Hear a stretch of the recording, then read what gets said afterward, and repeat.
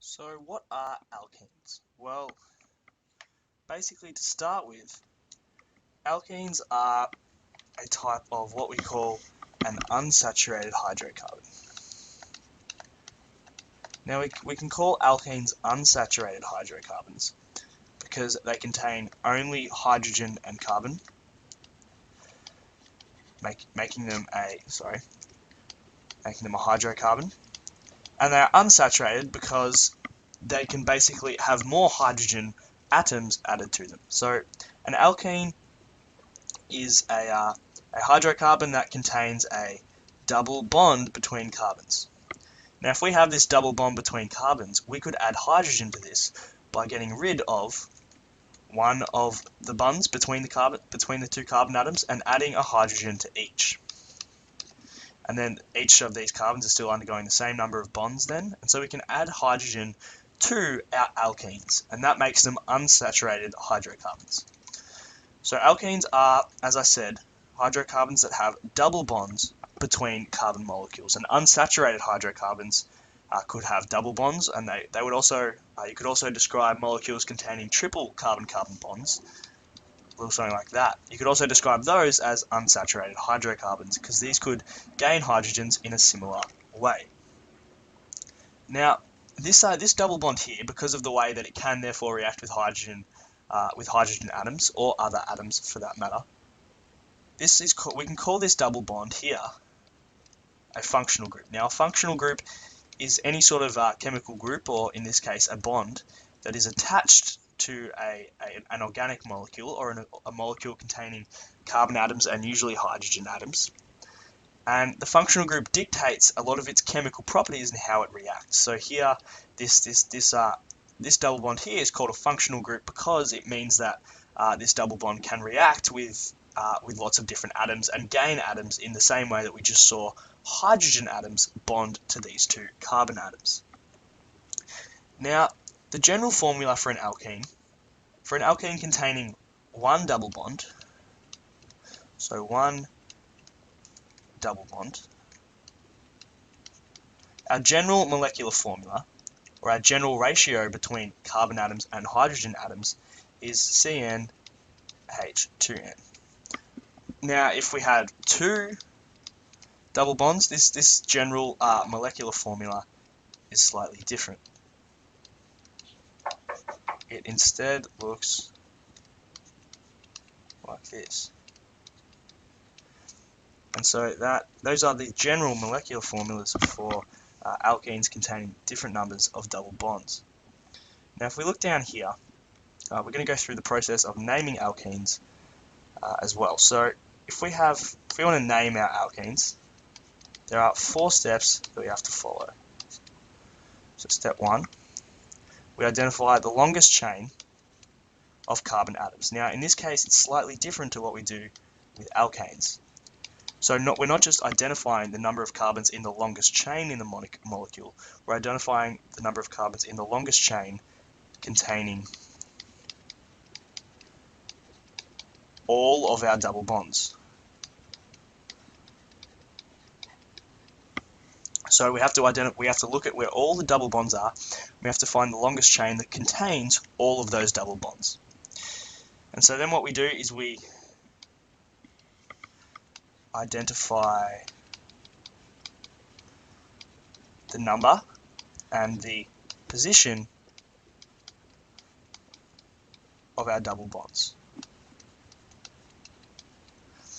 The third step is we look for alkyl groups. So what we want to do is we want to firstly identify our alkyl groups,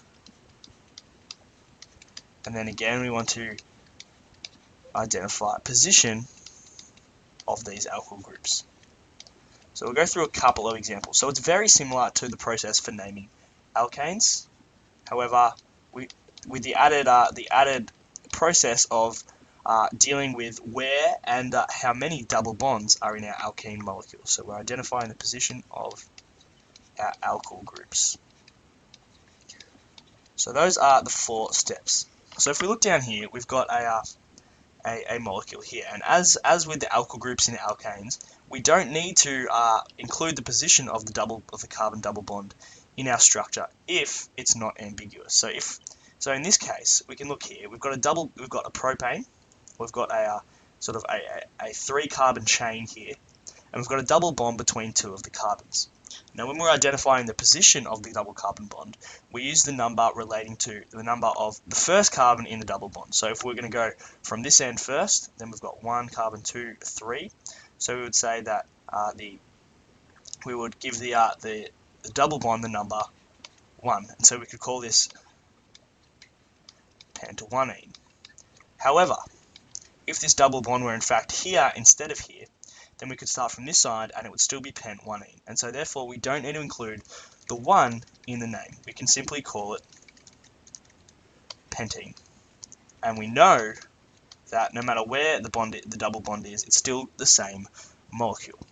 So that's in the same way as with alkyl groups, we don't need to include the number of the position of the double bond if we can deduce it directly from the name without including the number in that name. So now over here, if we look at the longest chain containing all the double bond carbons, here the longest chain is in fact 5 carbons along there.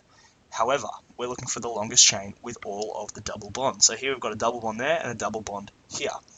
So the longest chain is 4. So that means we're dealing with butene. So we're dealing with bute, and because we've got 2, we need to include the number of double bonds. So we call it butadiene. Now we want to include the numbers of the locations of these double bonds, and so we can write this out in 2 different ways, which are both entirely acceptable. In this chain, we've got our first double bond on the first carbon and our other double bond on the third carbon. So we can call this 1,3-bute. So this should be butadiene, or we can call it buta-1,3-diene. So we can do this with all alkenes. We can either put the number outside or at the front of our name and then have a hyphen and then butene or butadiene or whatever it is. Or we can have the prefix, so the bute or the buta, and then so it's usually bute. We're simply adding an A here so that we can pronounce butadiene. So it's really just due to this DI here that we've added an A so we can pronounce it easier. But the other option is to basically include the location of the double bonds between the prefix and the "ene" at the end. So we can write it like this. Now, in both of these cases, we've still got to include the side chain. So we've got 3 carbons in our side chain. And remember that all of these carbons are obviously bonded to more hydrogens. However, I haven't included them here. So it looks a little bit more like that. And so if we wanted to write out the full name, we've got a propyl group, a 3-carbon side chain, and it's on the second carbon. So we can call it.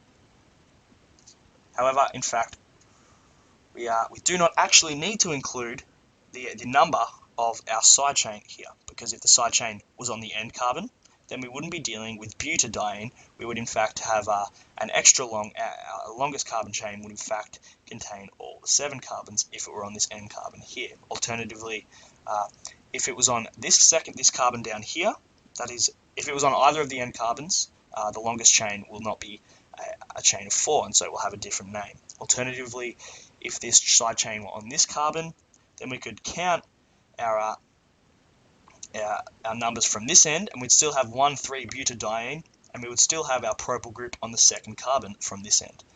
So what we can do is we don't need to include the number of our propyl group, so we can just call it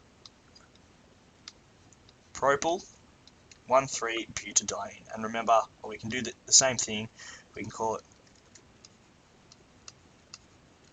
propyl buta 1,3-diene. And remember that we are using commas to separate numbers and hyphens to separate words and numbers. Now, one more example, we're going to draw our own molecular structure from the name. So if we're looking at a little bit more of a complicated one, we're going to go 2, 3,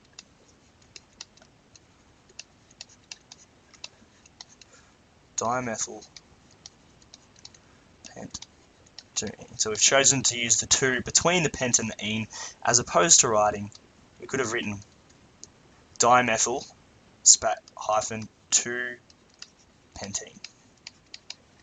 That would also have been an alternative way to write the same name here. So 2,3-dimethyl-pentuene. So pentuene means we have 5 carbons with a double bond between the second and third carbons. So we can draw that like this. So there's our 5-carbon chain with a double bond on the second carbon. Now we've got methyl groups on the second carbon and on the third carbon. So if we go down here, we've got carbons there, and our hydrogens, I'm not going to draw in the H's, but we can see we've got 3 hydrogens bonded to this carbon. We've also got a methyl group on this carbon here. Now, because we've now got this carbon and this carbon now are each bonded to each have 4 bonds coming from them. That means we wouldn't add a hydrogen there, because that means we've got 1, 2, 3, 4, 5 bonds coming from this carbon atom. And we know that carbons only form 4 bonds, and it's the same case with this carbon here. We couldn't have a hydrogen there, because the carbon would then have 5 bonds coming out of it. So these carbons are all dealt with. So we just have to add hydrogens there. So we should be writing this out in full and writing hydrogens. And the same up there. And then we're obviously just going to fill in the gaps down here like so. So that is how alkenes work.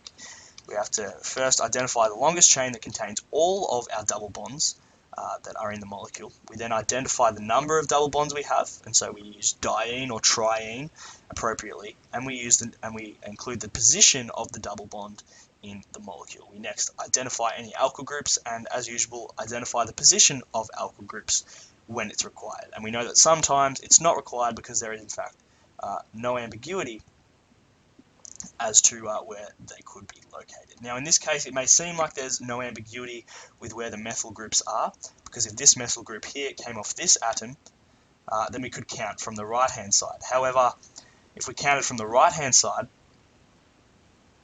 then this would be different. So we wouldn't have 2,3-dimethyl-pentuene, we would have 2,3-dimethyl-pent-4-pent-3ene if we counted from the right hand side. So because this main string or main chain of carbon atoms is not symmetrical around our double bond, there is in fact